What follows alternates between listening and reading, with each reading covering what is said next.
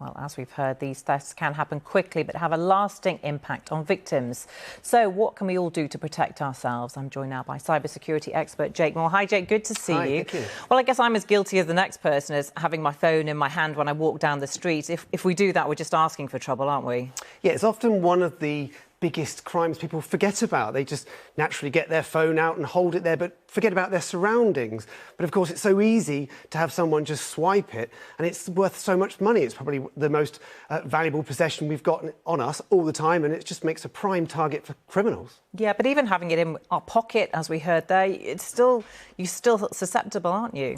Yeah, so especially when it comes to the digital side of things, especially if a criminal has seen you potentially typed in the passcode into your phone, they can get into all sorts of aspects of your life, your passwords, even use the banking apps on your phone if the passwords are there. So it's something that people really need to be aware of. But what if they haven't? I mean, you know, whenever you go to a mobile phone shop, they say unless you've got the PIN, it's really hard to get into a phone. In fact, it's impossible. They're worth so much money to us, and the inconvenience of having them stolen and your whole life's on there. How easy are they to resell? Well, this is where it comes to the physical aspect, and there is software, specialist software, that can get into these phones, particularly on phones that are out of date. So when they're stolen, they might not be used straight away, but vulnerabilities are located in the future, and then they've got a high-value market resale. They can ship it out of the country, for example, and this specialist software can just get into it and bypass all the things that Apple and Google do to try and stop this from happening and then sell it on. So what should you do if your phone is nicked? Call the police? Will they help? Well, first of all, ring your phone provider and kill that SIM card. It's also really important to make sure Find My Phone is turned on, and then you should be able to remotely wipe it.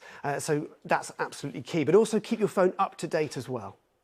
So look, as I said, all our lives are on our phones, aren't they? We use them from everything these days. What are your top 3 tips to be cyber safe, to protect our most important digital asset, I suppose? Well, making sure no one ever sees the code that you type in, and make sure that code is nothing related to you, because they might be able to look on social media for your date of birth, for example. That's a big no-no. And like I say, making sure that phone is up to date all the time. It might seem difficult or boring to always update it, but that's really important.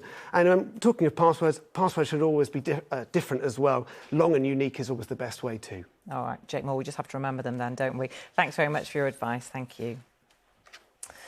More now on the 4